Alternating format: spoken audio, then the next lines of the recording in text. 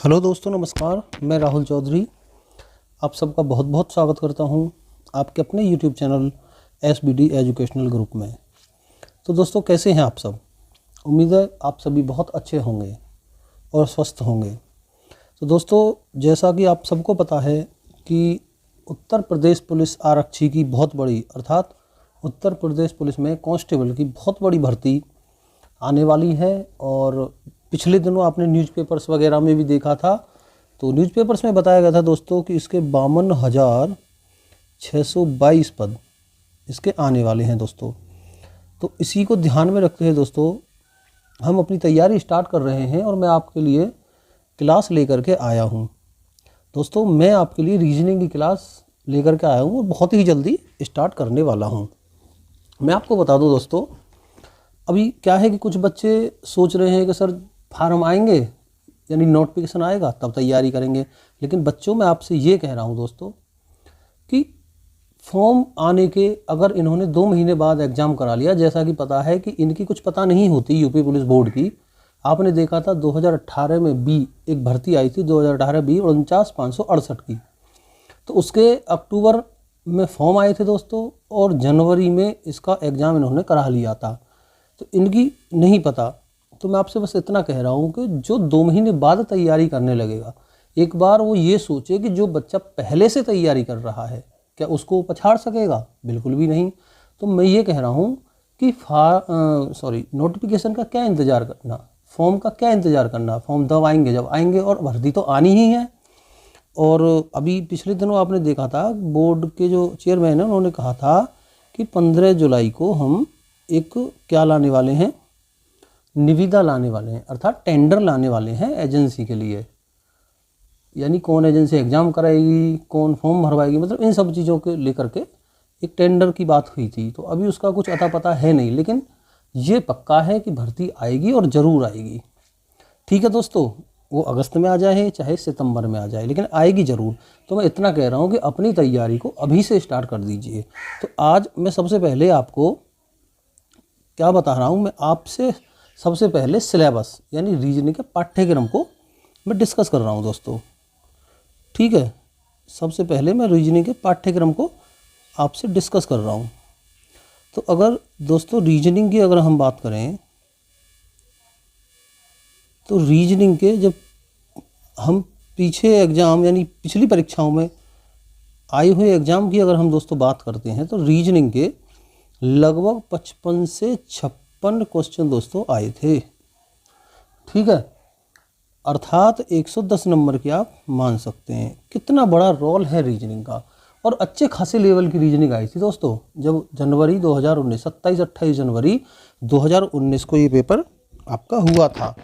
अच्छी खासी रीजनिंग थी और इसमें दोस्तों जो भी सिलेबस है वो दिया हुआ है और मैं आपसे उसी को आज डिस्कस करने आया हूँ। इसके बाद में मैं आपके लिए क्लास लेकर के आऊँगा।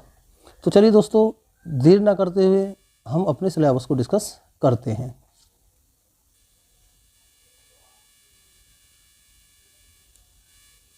अपने सिलेबस को हम डिस्कस कर लेते हैं दोस्तों। देखो, मानसिक योग्यता अर्थात मेंटल एबिलिटी, ये वो पार्ट है जो आपके मैथ में आएगा, मैथ के बाद आएगा। अर्थात क्योंकि मैथ के 18 से 20 प्रश्न आते हैं दोस्तों। तो सबसे पहले तार्किक आरेख, वेन आरेख जिसे हम कहते हैं, मेरी बात समझ रहे हो ना? ठीक है, इसके बाद में संकेत संबंध विश्लेषण, रिलेशनशिप चिन्ह वाला जो प्रश्न होते हैं। ठीक है दोस्तों, इसके बाद प्रत्यक्ष ज्ञान बोध, बहुत बढ़िया। इसके बाद शब्द रचना, वर्ड फॉर्मेशन, यानी कि एक शब्द दे देता है कि इसमें से कौन सा शब्द बन पाएगा, है ना, वो चीज़ें दे देता है। अक्षर और संख्या श्रृंखला, ये सीरीज वाले क्वेश्चन है, अक्षर और श्रृंखला वाले दोस्तों। शब्द और वर्णमाला में आंशिक, ये वर्णमाला से संबंधित हैं।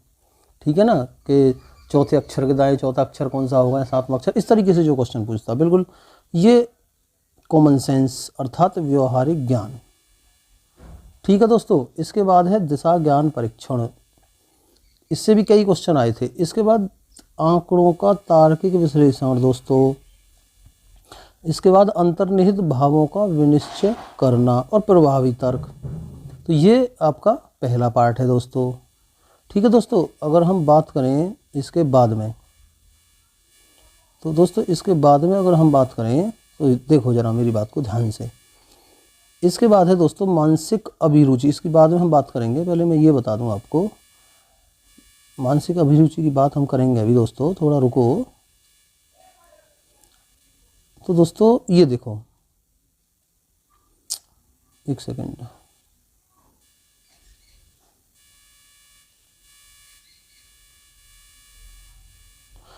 तो ये देखो दोस्तों, दूसरा है हमारा बुद्धि लब्धि में क्या आएगा, संबंध में आंशिक समानता। ठीक है दोस्तों, परीक्षण, असमान को चिन्हित करना, अर्थात वही अपना 4 जो दिए हुए होते विकल्प और उसमें से एक को हटाना, वो वाला। श्रृंखला पूरी करने का परीक्षण, वही बिल्कुल श्रृंखला पूरी करना। संकेत लिपि और सांकेतिक लिपि को समझना, अर्थात कोडिंग डिकोडिंग। दिशा ज्ञान परीक्षण वो पहले भी बता चुके हैं, वर्णमाला पर आधारित वो भी बता चुके हैं दोस्तों हम वहाँ पर। इसके बाद टाइम सीक्वेंस यानी समय क्रम परीक्षण, वही घड़ी वाला पार्ट आपका। वेन आरेख और चार्ट सदृश्य परीक्षण, वेन आरेख वही चार्ट वाला आएगा। ठीक है दोस्तों, डायग्राम आप कह सकते हो। मैथमेटिकल एबिलिटी यानी गणितीय योग्य परीक्षण, वो भी आएगा इसमें। क्रम व्यवस्थित परीक्षण, अर्थात जो हमारा ऑर्डर रैंकिंग टेस्ट हम जिसे दोस्तों कहते हैं। ऐसा होता है दोस्तों, आपकी बुक्स में कुछ और नाम लिख रहा होगा, यहाँ पर कुछ और नाम है, तो दोस्तों बिल्कुल चिंता मत करो, ये क्रम में व्यवस्थित करने का मतलब है ऑर्डर रैंकिंग वाला। ठीक है दोस्तों, कभी आप कंफ्यूज हो जाइए तो आप कंफ्यूज ना होइएगा। इसके बाद में तार्किक क्षमता में क्या आएगा दोस्तों,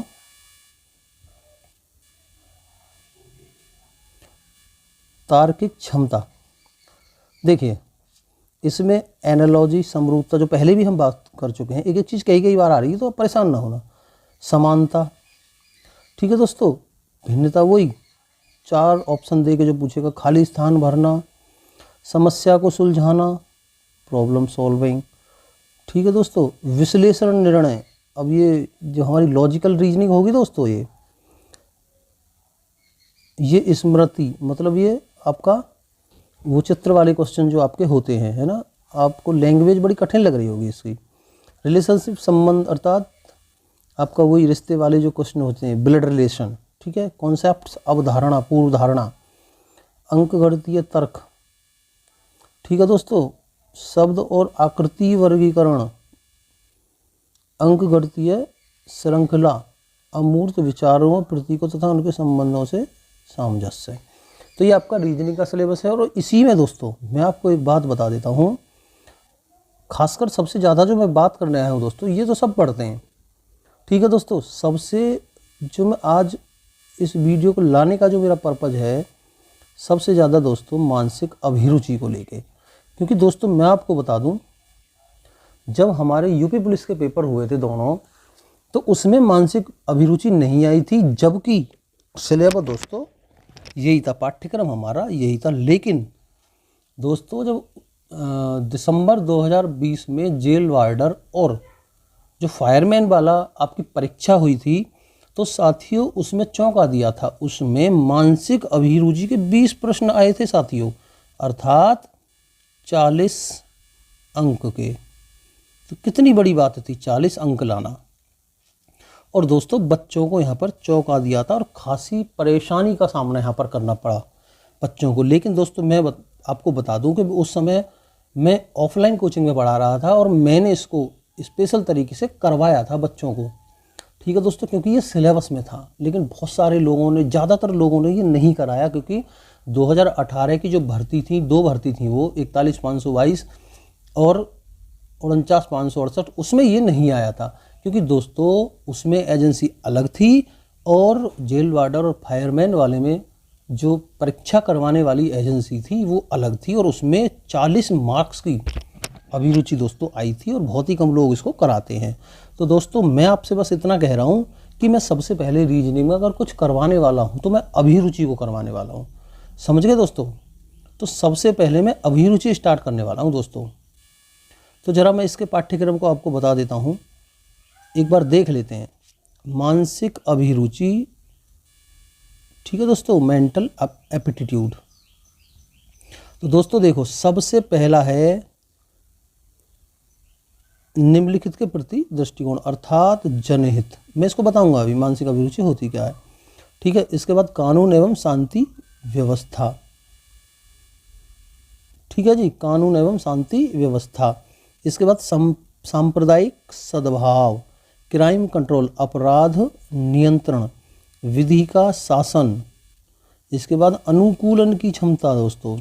इसके बाद व्यावसायिक सूचना बेसिक स्तर की, ठीक है, प्रोफेशनल इंफॉर्मेशन। इसके बाद दोस्तों पुलिस प्रणाली, पुलिस सिस्टम। इसके बाद दोस्तों समकालीन पुलिस के मुद्दे एवं कानून व्यवस्था। इसके बाद व्यवसाय के प्रति रुचि। इसके बाद मानसिक दृढ़ता। ठीक है दोस्तों, इसके बाद है अल्पसंख्यकों एवं अल्प अधिकार वालों के प्रति संवेदनशीलता, और इसके बाद लैंगिक संवेदनशीलता। तो दोस्तों मैं आपको बस इतना कह रहा हूँ, इसको एक बार ध्यान से पढ़ लेना, बहुत ज़्यादा नहीं पढ़ना है इसमें दोस्तों। इसका बहुत अच्छा कंटेंट मैं तैयार कर रहा हूँ और आपके सामने जल्दी ही मैं अभिरुचि की वीडियो लेके दोस्तों हाजिर होने वाला हूँ। तो मेरी एक बात पहले आप सुन लो दोस्तों, मैं आपको सबसे पहले दोस्तों क्या कराने वाला हूँ।